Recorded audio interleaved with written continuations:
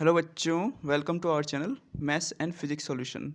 In this chapter, I will deal with the concept of the chapter liquids. This chapter is very important for the competitive examination perspective. This lecture is very useful for the SSC examinations, railway examination, and you can use this lecture for the UPSC examination too. So let's start. तो सबसे पहला question तो यही आता है कि liquids क्या होते हैं। ठीक है, तो लिक्विड्स को समझने से पहले हम लोग ये समझते हैं कि फ्लूइड्स क्या होते हैं। फ्लूइड्स, ठीक है, तो फ्लूइड्स ऐसे सब्सटेंस होते हैं जिनके अंदर टेंडेंसी होती है कि वो फ्लो हो जाएं। ठीक है, जैसे देखो फ्लूइड जो होता है ना, फ्लूइड के अंदर लिक्विड्स और गैसेस दोनों आती हैं। ठीक है, तो यानी कि लिक्विड और गैसेस जो होंगे वो भी फ्लो हो सकती हैं। तो अगर मैं जैसे एग्जांपल दूं, जैसे वाटर जो होता है वो लिक्विड होता है। ठीक है, तो अगर मैं वाटर को अगर जैसे फर्श पे अगर डालूं, वाटर को अगर मैं फ़र्श पे डालूँ तो क्या हो जाएगा वो, अगर आप लोगों ने देखा होगा उसे, तो ईज़िली वो क्या हो जाता है, फ़्लो हो जाता है। अगर रखूँगा तो वो ईज़िली क्या हो जाता है, फ़्लो हो जाता है। सेम ऐसे कोई भी अगर गैस है, जैसे मान लो कि परफ्यूम है। ठीक है, अगर तुमने अगर उसको हल्का सा भी स्प्रे करा है रूम में, तो क्या होता है वो काफ़ी दूर तक जो होता है वो फैल जाता है। क्यों, ऐसा क्यों होता है? क्योंकि उनके अंदर फ़्लो होने की टेंडेंसी होती है। ठीक है, तो फ्लूइड जो होते हैं वो सब क्या हो सकते हैं, फ़्लो हो सकते हैं। तो लिक्विड्स भी फ़्लो हो सकते हैं और गैसेस भी फ़्लो हो सकती हैं। ठीक है, क्योंकि ये दोनों जो होती हैं वो फ्लूइड्स के अंदर ही आते हैं। तो लिक्विड और गैसेस में क्या बेसिक डिफरेंस होता है? ठीक है, तो ये सब आप लोगों ने छोटे क्लासेस में पढ़ा ही होगा कि जो सॉलिड के मॉलिक्यूल्स जो होते हैं वो बहुत पास पास होते हैं, लिक्विड्स के थोड़े दूर होते हैं, गैसेस के लिक्विड से भी दूर होते हैं। ठीक है, तो ये सब आप लोगों ने अर्लियर क्लासेस में पढ़ा होगा। क्लियर? तो यही बेसिक डिफरेंस होता है इनमें कि लिक्विड के जो मॉलिक्यूल्स होते हैं वो गैसेस के मॉलिक्यूल से ज़्यादा पास पास होते हैं। क्लियर? ओके, चलिए ज़रा देखते हैं नेक्स्ट नेक्स्ट पॉइंट क्या है हमारा। नेक्स्ट पॉइंट हमारा है प्रेशर। ठीक है, तो प्रेशर जो होता है वो होता है फोर्स अपॉन एरिया। ये होती है न्यूमेरिकल वैल्यू। मगर अगर जैसे ये होता है मैथमेटिकल फार्मूला। तो अगर मुझको निकालना है कि what is the magnitude of the pressure applied by the any body. ठीक है, तो हम लोग क्या करेंगे, force applied by that body upon area on which it is acted. ठीक है, तो सीधा सीधा जैसे कि अगर मान लो किसी कंटेनर में अगर लिक्विड भरा हुआ है। ठीक है, और मैं अगर ये निकालना चाहता हूँ कि बेस पर कितना प्रेशर ये लगा रहा है, कोई भी लिक्विड बेस पर कितना प्रेशर लगा रहा है, ये वाला। ठीक है, तो मैं क्या करूँगा कि ये वाला लिक्विड जो है वो बेस पर कितना फोर्स लगा रहा है वो कैलकुलेट करूँगा, और बेस का एरिया से क्या करूँगा, इसको क्या कर दूँगा, डिवाइड कर दूँगा। ठीक है, तो मुझको क्या पता चल जाएगा, pressure applied by the this liquid. ठीक है, क्लियर? ओके, चलिए ज़रा देखते हैं इसकी यूनिट की क्या क्या होती हैं। तो यूनिट निकालने के लिए जो आपको स्टैंडर्ड चीज़ याद रखनी है कि जैसे किसी भी फिज़िकल क्वांटिटी की मुझको यूनिट लिखनी है, तो मुझको ना उसका फार्मूला पता होना चाहिए। तो उस फार्मूले में जो भी टर्म्स आते हैं उसकी इंडिविजुअल की यूनिट लिख दो, तो मुझको क्या पता चल जाता है, सबकी यूनिट पता चल जाती है। तो इसमें क्या है, फोर्स की यूनिट होती है न्यूटन, एरिया की होती है मीटर स्क्वायर। ठीक है, तो न्यूटन पर मीटर स्क्वायर हो जाएगा। ठीक है, अच्छा, न्यूटन पर मीटर स्क्वायर को हम लोग क्या बोल देते हैं पास्कल। ठीक है, पास्कल बोल देते हैं। अच्छा, एक और यूनिट होती है इसकी, वो लिखिए बार। ठीक है, तो बार जो होता है 1 बार। ठीक है, 1 बार जो होता है वो होता है 10⁵ पास्कल। ठीक है, एक बार में 10⁵ पास्कल के बराबर, मतलब एक बार जो होता है वो 10⁵ पास्कल के बराबर होता है। ठीक है, एक यूनिट और होती है, उसको बोलते हैं एटीएम। एटीएम जो होता है ये थोड़ी बड़ी यूनिट है। अच्छा, बार भी काफ़ी बड़ी यूनिट है। एटीएम जो होता है वो उससे भी बड़ी होती है। एटीएम क्या होता है, एटीएम होता है एटमॉस्फेरिक प्रेशर। ठीक है, एटमॉस्फेरिक प्रेशर। तो एटमॉस्फेरिक प्रेशर क्या होता है, हमारा जो चारों तरफ का जो इन्वायरमेंट है वो हम पर कितना प्रेशर लगा रहा है उसको बोल देते हैं एटमॉस्फेरिक प्रेशर। हमारे चारों तरफ का इन्वायरमेंट मतलब जैसे जो एयर जो प्रेजेंट है हमारे इन्वायरमेंट में, जैसे CO2 हो गई, ऑक्सीजन, नाइट्रोजन, वाटर वेपर, इन सब का कॉम्बिनेशन ही तो हमारे ऊपर इन्वायरमेंट है। मतलब हमारा इन्वायरमेंट है जो इन सब का कॉम्बिनेशन ही तो है। वो क्या करता है, हमारे ऊपर प्रेशर लगाता है। तो इसी प्रेशर को हम लोग क्या बोल देते हैं, एटमॉस्फेरिक प्रेशर। तो वो हमारे ऊपर कितना प्रेशर लगाता है, वो लगाता है 1.0132 इंटू 10⁵ ठीक है, न्यूटन पर मीटर स्क्वायर। ठीक है, इतना प्रेशर ये जो है वो अप्लाई करता है एटमॉस्फेयर हमारा। ठीक है, क्लियर? तो हमारा एटमॉस्फेयर हम पे कितना कितना प्रेशर अप्लाई करता है, 1.03125 इंटू 10⁵ पास्कल। ठीक है, तो इतना प्रेशर जो होता है हम पे अप्लाई करता है। तो ये जो मैंने इतना बड़ा टर्म जो बोला, ठीक है, तो उसी को क्या बोल देते हैं, देखो मैंने बोला 1.01325 इंटू 10⁵। ठीक है, इस पूरे टर्म को हम लोग क्या बोल देते हैं, 1 ATM बोल देते हैं। क्लियर, 1 एटमॉस्फेरिक प्रेशर बोल देते हैं। अच्छा, इस प्रेशर की एक और यूनिट होती है जिसको बोलते हैं मिलीमीटर HG। ठीक है, मिलीमीटर ऑफ किसी लिक्विड की हाइट के टर्म्स में रिप्रेजेंट करते हैं। अच्छा, ये जब आएगा तो मैं इसको समझा दूंगा। ठीक है, अब बात करते हैं एटमॉस्फेरिक प्रेशर की। एटमॉस्फेरिक मैंने बता दिया, pressure exerted by the atmosphere. ठीक है, ये बता दिया मैंने आपको। अच्छा, एक आपको ये जो है ना, ये जो मैं लिखा है, ये डेटा आपको डायरेक्ट याद रखना है क्योंकि ये SSC के एग्ज़ाम में 2 बार पूछा गया है। तो लिखा है कि 1 टॉर इज इक्वल टू होता है 1 mm ऑफ HG। ठीक है, तो 1 टॉर कभी कभी पूछ लेते हैं 1 टॉर में कितने पास्कल्स होते हैं। ठीक है, तो कितने होते हैं 133.28 पास्कल होते हैं। ठीक है, 133.28 पास्कल होते हैं एक टॉर में। ठीक है, और एक टॉर जो होता है वो 1 mm HG के इक्वल भी होता है। ठीक है, ये सारी बातें जो है आपको याद रखनी है। क्लियर, अब जरा बात करते हैं कि एटमॉस्फेरिक प्रेशर में क्या वेरिएशन आता है अगर मैं जैसे हाइट से ऊपर या नीचे जाता हूँ तो। ठीक है, तो हम लोग को पता है कि जैसे जैसे हम लोग हाइट मतलब थोड़ा थोड़ा ऊपर जाते जाएंगे तो एटमॉस्फेयर जो होगा वो क्या होता जाएगा, जैसे एयर जो होगी वो हमारे नीचे आती चली जाएगी, यानी कि एटमॉस्फेयर का लेवल जो होगा वो हमारे हेड पर क्या होता जाएगा, कम होता चला जाएगा।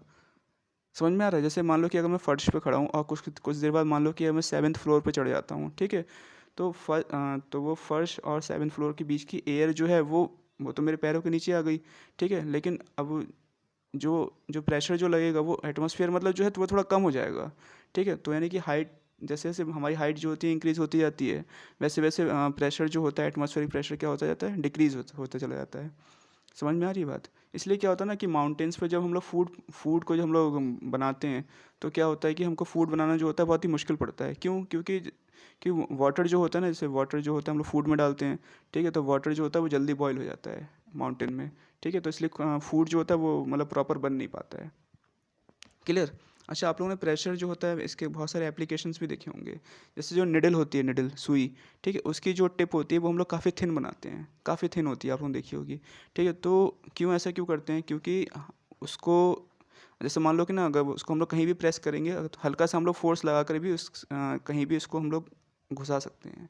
ठीक है, सेम ऐसी जैसे अगर आप लोगों ने देखा होगा जो रेलवे के ट्रैक होते हैं। ठीक है, उनकी जो पटरियाँ होती हैं उनके बीच में वो पत्थर के वो पड़े होते हैं, स्लाइडर वगैरह टाइप के पड़े होते हैं। ठीक है, तो वो काफ़ी बड़े होते हैं, मतलब काफ़ी चौड़े भी होते हैं। क्यों? क्योंकि ना वो देखो, एरिया अगर ज़्यादा कर देते हैं ना, एरिया ज़्यादा कर देंगे तो प्रेशर जो हो जाएगा वो कम हो जाएगा। ठीक, एरिया ज़्यादा करने पर क्या होता है, प्रेशर जो होता है वो कम हो जाता है। ठीक है, तो इस वजह से क्या होगा कि ना कि जो ट्रेन जब आएगी उस ट्रैक से गुजरेगी तो प्रेशर जो होगा वो कम अप्लाई होगा, तो पटरियाँ जो होंगी वो अंदर जाने का डर जो होता है वो नहीं होता है। ठीक है, इस वजह से हम लोग क्या करते हैं, थोड़े चौड़े चौड़े जो स्लीपर्स जो होते हैं, स्लाइडर्स जो होते हैं वो बड़े बड़े लगाते हैं। क्लियर। अच्छा, तो आपको ये बात समझ में आ गई कि मतलब हाइट जैसे जैसे इंक्रीज़ होती है तो एटमॉस्फेरिक प्रेशर जो होता है वो क्या होता है, डिक्रीज़ होता है। क्लियर।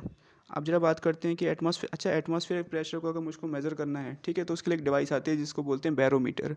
ठीक है, बैरोमीटर जो होती है एक डिवाइस होती है, वो कुछ इस टाइप की लगती है देखने में। देखो, ऐसी होती है बैरोमीटर, ऐसा होता है कुछ। ठीक है, तो ये डिवाइस जो होती है वो क्या करती है, एटमॉस्फेरिक प्रेशर को क्या कर देती है, मेजर कर देती है। देखो ऐसा होता है, देखो जैसे कि इसमें क्या होता है, मरकरी भरा होता है, ये कंटेनर है, इसके अंदर मरकरी फिल है। ठीक है, इसके अंदर एक टेस्ट ट्यूब डाल देते हैं उल्टा।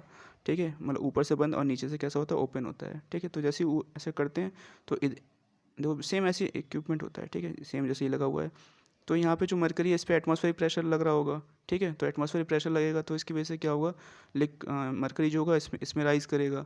ठीक है, समझ में आ रहा है? तो एटमॉस्फेरिक प्रेशर को मैंने क्या करा, मरकरी की हाइट के टर्म्स में रिप्रेजेंट कर रखा है। ठीक है, एटमॉस्फेरिक प्रेशर को मरकरी की हाइट के टर्म्स में रिप्रेजेंट कर रखा है, तो इसी को बोलते हैं mm ऑफ HG।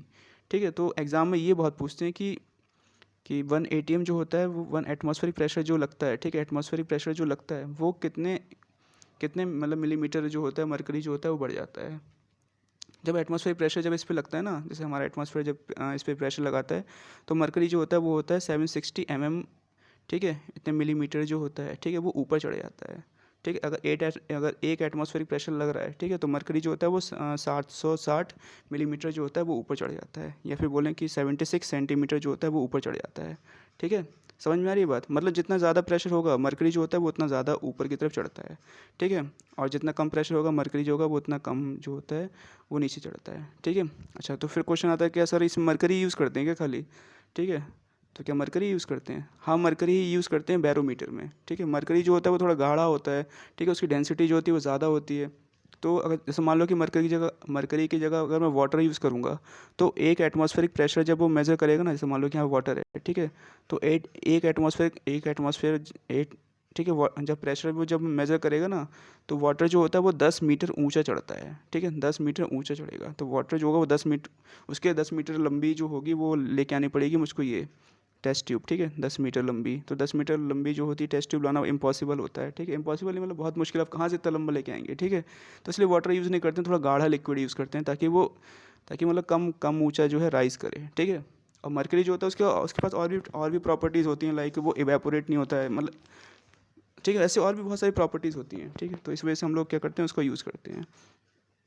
क्लियर? अच्छा, तो आई होप आपको समझ में आ रहा होगा सब कुछ ये, ठीक। अब बात करते हैं थोड़ा बैरोमीटर की, अगर रीडिंग में जैसे कुछ डिफरेंस वगैरह आता है तो क्या क्या चीज़ें हो जाती हैं। तो जैसे बैरोमीटर की अगर ये एग्ज़ाम में बहुत पूछते हैं, एसएससी के एग्ज़ाम में, अगर बैरोमीटर की रीडिंग अगर एकदम से गिर जाए, ठीक है, तो इसका मतलब क्या होगा, इसका मतलब ये होगा कि हाँ कि वेदर जो है वो काफ़ी ख़राब है और स्ट्रोम आने वाला है, यानी तूफान आने वाला है, ये सॉरी स्ट्रोम होगा, ठीक है, स्ट्रोम, ठीक है, स्ट्रोम आने वाला है, यानी कि तूफान आने वाला है, ठीक है। और अगर रीडिंग अगर धीरे धीरे गिरती है, देखो धीरे धीरे गिरती है, तो क्या होने वाला है, रेनी सीजन होने वाला है, रेनी, ठीक है। और अगर अगर रीडिंग जो है वो धीरे धीरे ऊपर चढ़ती है, तो वेदर जो होगा वो कैसा होगा, क्लियर होगा, यानी कि मौसम जो होगा वो एकदम साफ़ होगा, ठीक है। मैं एक बार फिर से बता देता हूँ कि अगर जैसे रीडिंग अगर एकदम से गिरती है तो स्ट्रोम होगा, अगर धीरे धीरे गिरती है तो रेनी सीजन होगा, और अगर धीरे धीरे राइज करती है, ठीक है, धीरे धीरे अगर बढ़ती है, ठीक है, तो क्या होगा, क्लियर वेदर होगा। क्लियर? ये डिवाइस आपको समझ में आ गई थी, ठीक है। तो बस ये चीज़ ध्यान रखिएगा कि मतलब एक एटमॉस्फेरिक प्रेशर जब लगता है तो 76 सेंटीमीटर जो होता है मरकरी ऊपर की तरफ चढ़ जाता है, ठीक है। अच्छा, नेक्स्ट बात करते हैं प्रेशर इन द लिक्विड, ठीक है, मतलब प्रेशर इन द लिक्विड, ठीक है, मतलब अगर हम लोग डेप्थ में जाएंगे, ठीक है, तो प्रेशर जो होता है वो कैसे कैसे लगेगा। क्लियर? अगर हम लोग डेप्थ में जाते हैं तो प्रेशर जो होता है वो कैसे कैसे लगेगा, ज़्यादा लगेगा, कम हो जाएगा, क्या कैसे वेरिएशन आएगा, वो ज़रा देखते हैं, ठीक है। तो अगर फ्लूइड अगर स्टेशनरी है, ठीक है, यानी कि रुका हुआ है, ठीक है, अगर फ्लूइड अगर स्टेशनरी, जैसे इस वाले फिगर को आप देखिए, अगर फ्लूइड अगर रुका हुआ है, जैसे यहाँ पे कंटेनर की वॉल्स हैं, यहाँ पे फ्लूइड इसके अंदर भर दिया, तो फ्लूइड जो है वो रुका हुआ है, ठीक है। तो क्या होता है, जैसे जैसे हम लोग ऊपर से नीचे की तरफ आते हैं, फ्लूइड के अंदर, जैसे अगर मैं बात करूँ इस वाले पॉइंट की और इस वाले पॉइंट की, तो ऊपर से नीचे की तरफ आते हैं तो प्रेशर जो होता है वो क्या होता है, इंक्रीज़ होता चला जाता है, इंक्रीज़ मतलब बढ़ता जाता है। जैसे ये पॉइंट ए है, पॉइंट बी है, तो अगर मैं पूछूं कि प्रेशर बी पे ज़्यादा होगा या फिर ए पे, तो बी पे जो होगा वो प्रेशर ज़्यादा हो जाएगा, वो देख के भी लग रहा है, क्योंकि यहाँ पे बी पर जो क्या है वो ज़्यादा वाटर जो है वो आ जा रहा है, ठीक है, समझ में आ रहा है। और ए पर क्या है, वाटर है नहीं, एक ए जो है वो यहाँ पर है, इसमें वाटर जो है वाटर है नहीं, एटमॉस्फेरिक प्रेशर लग रहा है, इस पर क्या है, एटमॉस्फेरिक प्रेशर भी लग रहा है बी पर, एटमॉस्फेरिक प्रेशर भी लग रहा है, और ये वाटर जो है, ये वाला इतना इतना पूरा वाटर जो है वो भी प्रेशर लगा रहा है। आई होप समझ में आ रहा होगा, ठीक है। तो तो यहाँ से क्या बात पता चली कि वाटर के अंदर अगर वाटर स्टेशनरी है, ठीक है, वाटर या फिर कोई भी लिक्विड अगर स्टेशनरी है, तो अगर डेप्थ के अंदर जाते हैं तो प्रेशर जो होता है वो इंक्रीज़ होता जाता है। वैसे कॉमन सेंस है, कॉमन सा ऑब्जर्वेशन आप देख के बता सकते हैं। क्वेश्चन ये आता है कितना इंक्रीज़ होता है, ये क्वेश्चन टफ है। जैसे मान लो कि ना कि अगर जैसे मैं यहाँ पर हूँ, जैसे ये है पॉइंट ए, ठीक है, और एक पॉइंट है बी, ठीक है, और जैसे ये जो है मैं मान लो कि मैं 10 मीटर नीचे आ गया, तो प्रेशर यहाँ पे कितना हो जाएगा, पॉइंट बी पे अगर मैं निकालूँ, तो मतलब प्रेशर कितना इंक्रीज़ हो जाएगा as compare two point A, ठीक है। फिर से सुनो, अगर पॉइंट ए और पॉइंट बी पे मुझे प्रेशर का डिफरेंस निकालना है, ठीक है, तो ऑब्वियसली पॉइंट बी पर जो होगा वो प्रेशर ज़्यादा होगा, लेकिन ए से कितना ज़्यादा होगा, तो वो होता है डी जी एच, ये फॉर्मूला अप्लाई करते हैं, डी जी एच, एच क्या होता है, डेप्थ, कितनी डेप्थ पर है, इन दोनों पॉइंट के बीच में कितना डेप्थ, मतलब कितना डिफरेंस है, ठीक है, तो यहाँ पे 10 लग जाएगा। जी होता है ग्रेविटेशनल कांस्टेंट, जिसकी वैल्यू जो होती है वो होती है 9.8, या फिर 10 लगा देना। डी इंपॉर्टेंट यहाँ पे, डी होता है डेंसिटी ऑफ दिस लिक्विड, ठीक है, ये जो लिक्विड है, जिस लिक्विड के अंदर हम लोग निकालना चाहते हैं कितना प्रेशर का चेंज आ रहा है, तो वो क्या होता है, उसकी डेंसिटी होती है। डेंसिटी मतलब मास पर यूनिट वॉल्यूम, ये क्वेश्चन में गिवन होता है। जैसे कुछ स्टैंडर्ड फ्लूइड है उसकी मैं बता देता हूँ, चाहिए तो आप क्या कर लीजिए, उसे याद रख लीजिए, क्योंकि एग्जाम के पॉइंट ऑफ व्यू से वो डायरेक्ट पूछ सकते हैं किसी भी एग्जाम में। जैसे वाटर की जो डेंसिटी होती है वो होती है 1000, ठीक है, केजी पर मीटर क्यूब, ठीक है, ये वाटर की डेंसिटी होती है, ठीक, ये केजी पर मीटर मीटर क्यूब में है, ठीक है। अगर मैं इसको एक तरीके से और भी लिख सकता हूँ, वो होती है 1, ठीक है, 1 ग्राम पर सेंटीमीटर क्यूब, ये भी होती है। क्लियर? अच्छा, इसके अलावा ये मैंने वाटर की बता दिया, बताऊंगा मरकरी की, तो मरकरी की होती है 13600, ठीक है, इतनी होती है केजी पर मीटर क्यूब। क्लियर? तो देखिए मरकरी की जो डेंसिटी जो है वो काफ़ी ज़्यादा है। डेंसिटी मतलब इसके मॉलिक्यूल जो है वो ज़्यादा मतलब बहुत ज़्यादा पास हैं, ठीक है। तो यानी कि जो मरकरी जो होता है वो थोड़ा गाढ़ा होता है एज़ कम्पेयर टू वाटर, ठीक है। अच्छा एयर की, अगर जैसे एयर की तो कितनी होती है, एयर की 1 होती है, ठीक है, अप्रॉक्सीमेटली 1 होती है, 1 kg/m³, ठीक है। तो ये जो 3 जो मैंने बता दिया, आप इसको क्या कर लीजिए, याद कर लीजिए, क्योंकि बहुत ज़्यादा इंपॉर्टेंट है, ठीक है। आपको समझ में आया, प्रेशर का वेरिएशन समझ में आया। यानी कि अगर लिक्विड अगर रुका हुआ है, स्टेशनरी है, तो एक पॉइंट जो नीचे है, जो डेप्थ में है ज़्यादा, ठीक है, और जो पॉइंट थोड़ा ऊपर है, इनके बीच में जो प्रेशर का डिफरेंस होता है वो होता है डी जी एच, इतना डिफरेंस होता है। डी होता है डेंसिटी, जी होता है ग्रेविटेशनल एसिलरेशन, और एच होता है उनके बीच की डिस्टेंस, ठीक है। अच्छा एक चीज़ और, जैसे अगर मैं आपको ये फिगर दिखाऊं, ठीक है, ये 5 फिगर दिखा रखे हैं, और अगर मैं पूछूं कि ये जो पॉइंट दिखा रखे हैं, ये जहाँ पे मैं पेन चला रहा हूँ, ठीक है, और अगर मैं ये पूछूं कि मतलब इन इन सभी में से किस, ठीक है, ये जो लाइन ड्रॉ कर रहा हूँ, इन इन सभी में से प्रेशर जो होगा वो कहाँ पे ज़्यादा होगा, तो क्या आप बता सकते हैं कि किस वाले पॉइंट पे प्रेशर ज़्यादा होगा? ठीक है। तो जैसे ये जो है ना, अगर सबके बेस की बात करूँ, तो इन सभी के बेसिस को आप देखिए, और तो क्या आप ये बता सकते हैं कि इन सभी के बेसिस पे कहाँ पर प्रेशर जो होगा वो ज़्यादा होगा? हम्म हाँ, तो शायद मेरे ख्याल से आप लोग आंसर देंगे कि ये वाला जो थर्ड वाला है, इसके बेस पे प्रेशर जो होगा वो ज़्यादा होगा। क्यों? क्योंकि इसका जो बेस है वो ज़्यादा लग रहा है, ठीक है ना। इसका बेस का एरिया जो है इन सब में सबसे ज़्यादा लग रहा है, तो सबसे ज़्यादा प्रेशर जो होगा वो इसके बेस पर ही होगा। लेकिन ऐसा होगा नहीं, ठीक है, आप लोग बिल्कुल गलत हैं। अगर ऐसा सोचा है जिसने भी, तो बिल्कुल गलत सोचा है।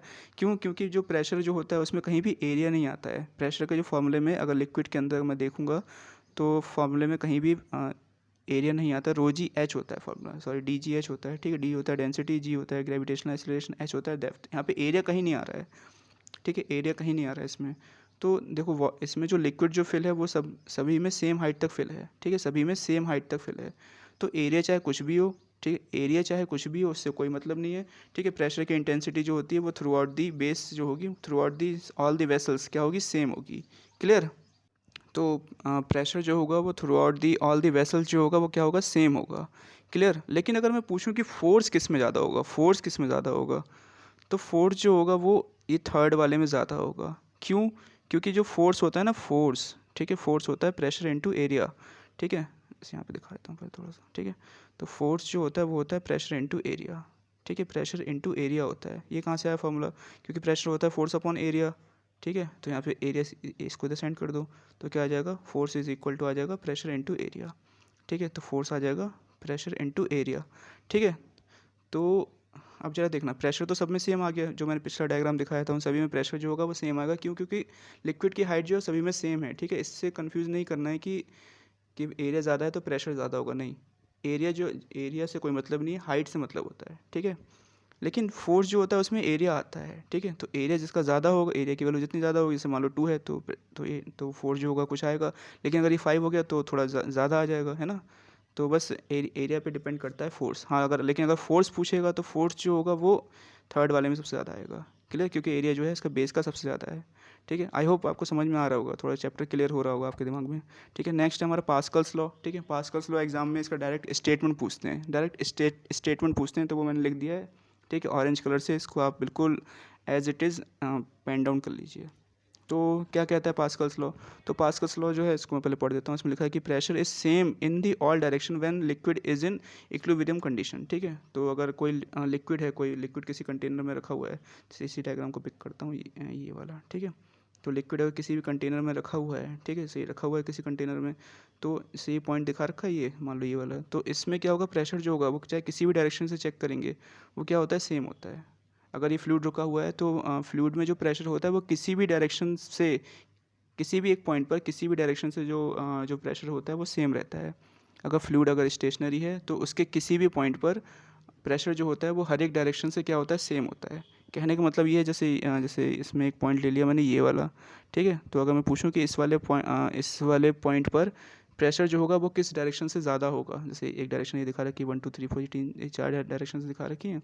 तो अगर ये पूछूं कि इसमें प्रेशर जो होगा वो कौन सी डायरेक्शन से सबसे ज़्यादा लगेगा, सबसे ज़्यादा लगेगा, तो नहीं, तो किसी भी डायरेक्शन से सबसे ज़्यादा फोर्स नहीं लगेगा, प्रेशर नहीं लगेगा। सभी डायरेक्शन से प्रेशर जो होता है वो सेम होता है। ऐसा जो है पास्कल ने कहा भी और ये प्रूफ भी करके दिखाया था इन्होंने, ठीक है। तो आप लोगों ने इसका प्रूफ जो होगा वो क्लास 11th में पढ़ा होगा, वो हमारे काम का नहीं है, ठीक है। अब बात करते हैं, अच्छा देखो पास्कल्स लॉ का यूज़ करके हम लोगों ने 3 डिवाइसेस जो हैं वो यूज़ करते हैं, इनके इनके इनके लॉ को यूज़ करके हम लोगों ने 3 डिवाइसेस जो हैं वो बना रखी हैं, ठीक है। तो एक है हाइड्रोलिक लिफ्ट जो होता है वो कुछ इस टाइप का दिखाई देता है। अच्छा देखो इसमें क्या होता है ना, देखो ये पिस्टन 1 दिखा रखा है, पिस्टन 2 दिखा रखा है, तो ये फ्लूइड जो है वो रुका हुआ है, ठीक है। तो इस वाले पॉइंट पे जितना प्रेशर होगा उतना ही प्रेशर इस वाले पॉइंट पर होता है, ठीक है। तो इसमें अच्छा हाइड्रोलिक जो प्रेस जो है इसका यूज़ करते हैं, कम फोर्स लगाकर ज़्यादा वेट उठा लेते हैं, ठीक है। कम फोर्स लगाकर ज़्यादा वेट उठा लेते हैं तो उसको बोल देते हैं हाइड्रोलिक प्रेस, ठीक है। सेम होता है, एक होता है हाइड्रोलिक ब्रेक। तो हाइड्रोलिक ब्रेक जो होता है वो आपके काम का नहीं, बस देख लीजिए इसका इक्विपमेंट जो होता है वो कुछ इस टाइप का होता है। यहाँ पे ये पैडल लगा हुआ है, ठीक है। यहाँ पे हम लोग ब्रेक अप्लाई करते हैं तो लिक्विड जो होता है इधर इधर की तरफ जाता है, वो जो होता है वो उसको प्रेस कर देता है, ठीक है। बस मैंने आपको थोड़ा समझाने के लिए दिखा रखा था, डायग्राम देख लीजिए, क्लियर। तो तो आई होप आपको समझ में आ रहा होगा ये सब। एग्ज़ाम में ये पूछते हैं कि ना कि जैसे hydraulic lift, hydraulic press, hydraulic brake जो होता है वो किस लॉ पर बेस्ड होता है, तो ईजिली आप लोग बता सकते हैं वो किस पे बेस्ड होता है, पास्कल्स लॉ पर बेस्ड होता है, क्लियर। अब जरा बात करते हैं 3-4 जो होते हैं वो प्रेशर होते हैं, जरा उनको देख लेते हैं, ठीक है। तो जरा मैं इसको ना यहाँ पर समझाता हूँ, यहाँ यहाँ पर, ठीक। तो जरा देखना, जैसे एक होता है एब्सोल्यूट प्रेशर, ठीक है, एक होता है गेज प्रेशर, एक होता है एटमॉस्फेरिक प्रेशर, ठीक है, और एक होता है वैक्यूम प्रेशर। ये 4 प्रेशर होते हैं, ठीक है। तो मैं ज़रा इन सबको एक एक करके समझा देता हूँ। तो सबसे पहला होता है एटमॉस्फेरिक प्रेशर, ठीक है। एटमॉस्फेरिक प्रेशर मुझको समझाने की ज़रूरत नहीं है, मैंने आपको पहले ही बता दिया है। एटमॉस्फेरिक प्रेशर जो होता है वो एटमॉस्फेयर जो हम पे लगाता है उसको बोल देते हैं एटमॉस्फेरिक प्रेशर, ठीक है, क्लियर। तो यहाँ पे ये आ गया पी एटमॉस्फेरिक प्रेशर, ठीक है। इसकी कुछ ना कुछ वैल्यू होती है, ठीक है। फिर होता है गेज प्रेशर, गेज। तो गेज प्रेशर जो होता है ना वो एटमॉस्फेरिक प्रेशर के रेफरेंस में निकाला जाता है। कहने का मतलब अगर किसी भी डिवाइस के थ्रू हम लोग जो भी प्रेशर मेज़र करते हैं वो अधिकतर गेज प्रेशर ही निकल के आता है। जैसे मान लो कि जैसे मैंने कोई मैनोमीटर लिया, मैनोमीटर जो होती है वो डिवाइस होती है जिससे हम लोग प्रेशर मेज़र करते हैं। बैरोमीटर नहीं, बैरोमीटर एटमॉस्फेरिक प्रेशर मेज़र करता है। मैनोमीटर जो होता है वो किसी किसी लिक्विड के अंदर प्रेशर अगर मेज़र करना है तो वहाँ पे यूज़ कर लेते हैं। तो मान लो कि ना कि लिक्विड है, ठीक है, और वहाँ का प्रेशर जो आया, मान लो कि ऐसा कुछ आया, 3 एटमॉस्फेरिक प्रेशर आया, कोई लिक्विड फ्लो हो रहा है उसका प्रेशर आया 3 ATM, ठीक है। तो गेज प्रेशर कितना होगा, तो इसमें से क्या करते हैं एटमॉस्फेरिक प्रेशर जो होता है वो माइनस कर देते हैं। गेज प्रेशर निकालने के लिए एटमॉस्फेरिक प्रेशर में से जो 3 ATM वाला जो प्रेशर आया है उस वो क्या करते हैं, एक मिनट को। तो एटमॉस्फेरिक गेज प्रेशर निकालने के लिए क्या कर देते हैं, जो भी प्रेशर आया है उसमें उसमें से हम लोग क्या करते हैं एटमॉस्फेरिक प्रेशर जो होता है वो माइनस कर देते हैं, ठीक है। तो एटमॉस्फेरिक प्रेशर की वैल्यू ये आ गई, ठीक है। तो गेज प्रेशर जो होता है अगर माइनस करेंगे तो मान लो कि वो नेगेटिव भी आ सकता है, पॉजिटिव भी आ सकता है। जैसे मान लो गेज प्रेशर जो है एटमॉस्फेरिक प्रेशर से ज़्यादा है, ठीक है, तो वो ऊपर आ जाएगा, ठीक है। अगर अगर कम होगा तो वो नीचे आ जाएगा, ठीक है, ऐसे तो बनेगा। तो देखो गेज प्रेशर अगर मान लो पॉजिटिव आता है तो उसको बोल देते हैं गेज प्रेशर, सीधा सीधा, क्लियर।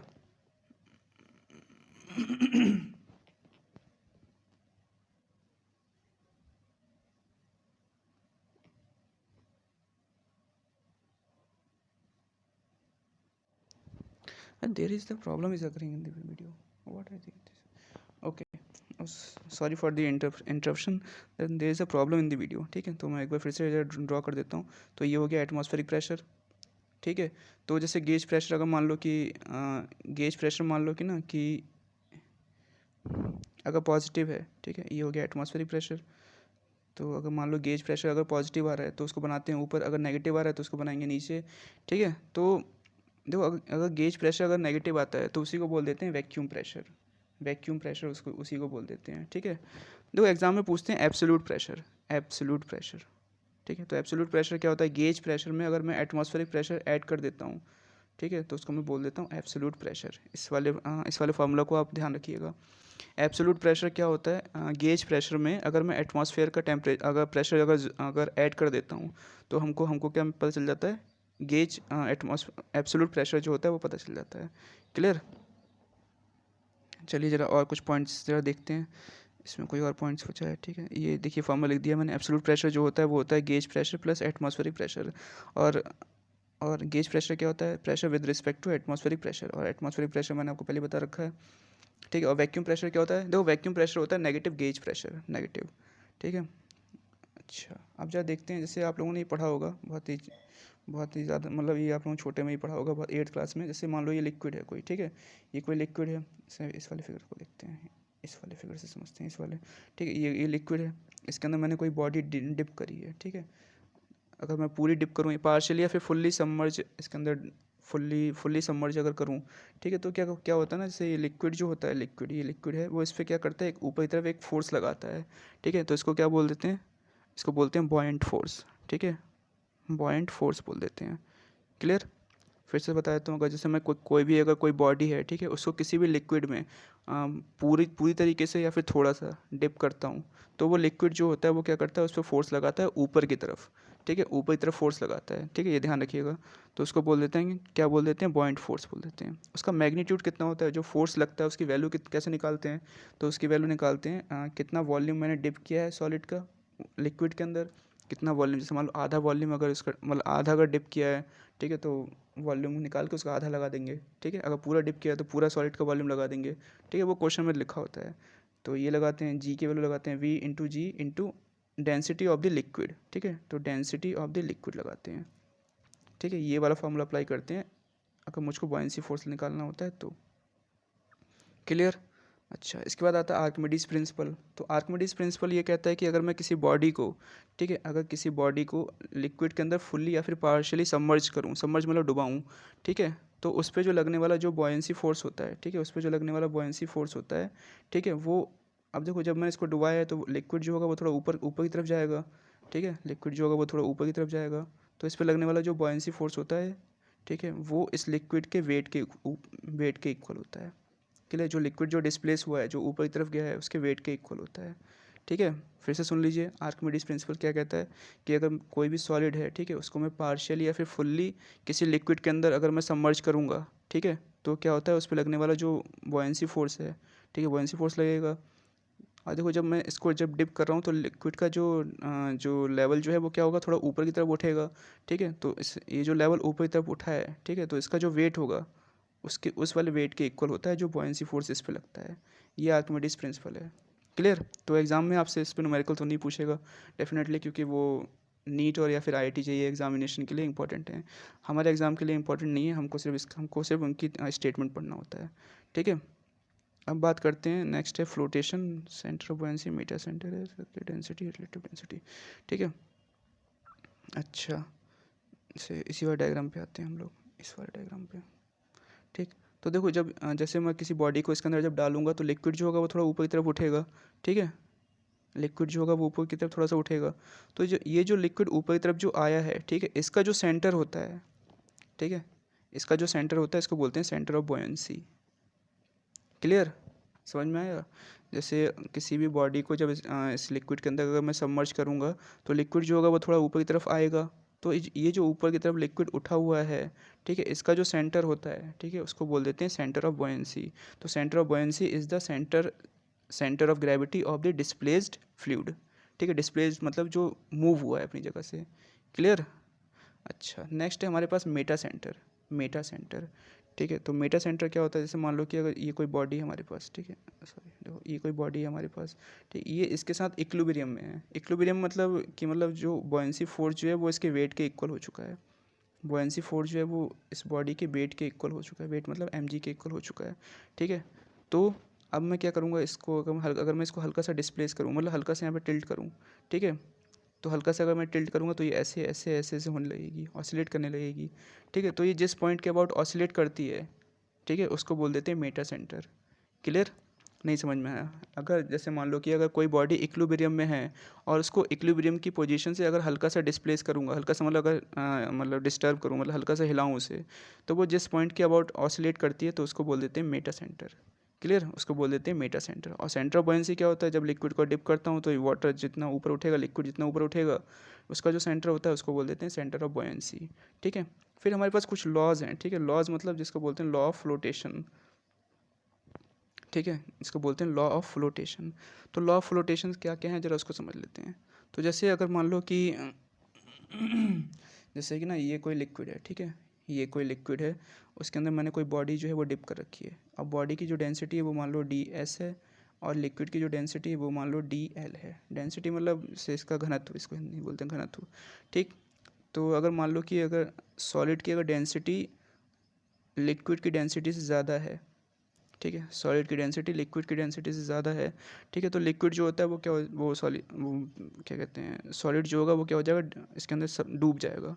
अगर सॉलिड की डेंसिटी ज़्यादा है लिक्विड से, तो जो सॉलिड होगा वो क्या हो जाता है, सबमर्ज हो जाएगा, ठीक है। और अगर सॉलिड की डेंसिटी अगर लिक्विड की डेंसिटी से कम है, ठीक है, सॉलिड की डेंसिटी लिक्विड की डेंसिटी से कम है, तो क्या होगा, सॉलिड जो होगा वो टोटली बाहर आ जाएगा लिक्विड के, ठीक है, एकदम ऐसे ऐसे ऐसे हो जाएगा, ठीक है, ये जो बनाया मैंने ना ये ऐसे, तो वो यहाँ तक है लिक्विड, ठीक है, तो वो यहाँ ऐसे ऐसे जो होगा वहाँ तक आ जाएगा, और एकदम पूरा बाहर बाहर मतलब पूरे तरीके से लिक्विड से पूरा बाहर आ जाएगा सॉलिड, और आराम से फ्लोट करेगा, ठीक है। लेकिन अगर डेंसिटी ऑफ सॉलिड और डेंसिटी ऑफ लिक्विड जो होता है अगर इक्वल हो जाए, तो जो होता है वो देखो, तो इसमें क्या होता है देखना, ये मान लो यहाँ तक हमारा लिक्विड फिल है, ठीक है, तो लिक्विड जो होता है अगर अगर दोनों की डेंसिटी अगर बराबर हो जाए तो कुछ इस टाइप से फ्लोटेशन होता है ऐसे। तो सॉलिड जो होगा वो इसके अंदर डूब जाएगा, और एकदम जो टॉप वाली जो लेयर होगी, ठीक है, टॉप वाली जो लेयर होगी वो सॉलिड की टॉप मतलब जो लिक्विड की टॉप वाली लेयर है वो सॉलिड की टॉप वाली लेयर से क्या हो जाएगी, कोइंसाइड हो जाएगी, मतलब दोनों जो होंगे एक दूसरे के ऊपर स्टिक करके, मतलब स्टिक करके ही फ्लोट होगा, ठीक है। जिससे मैंने दिखा रखा है ना ये डायग्राम, सेम ऐसे ही होता है कब, जब डेंसिटी ऑफ सॉलिड और डेंसिटी ऑफ लिक्विड जो होता है जब बराबर हो जाता है।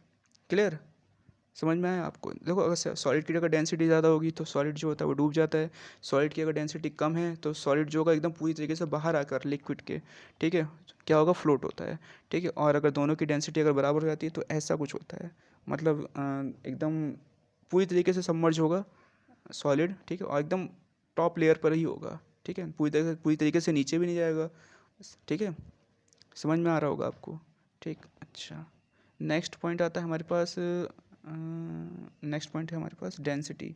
तो डेंसिटी क्या होती है, डेंसिटी मैंने आपको बता दी, डेंसिटी का फॉर्मूला पूछते हैं एग्जाम में, डेंसिटी क्या होती है, तो डेंसिटी जो होती है वो होती है मास अपॉन वॉल्यूम, ठीक है, मास पर यूनिट जो होती है, मास पर यूनिट वॉल्यूम जो होता है वो क्या होता है, हमारे पास डेंसिटी होता है। क्लियर?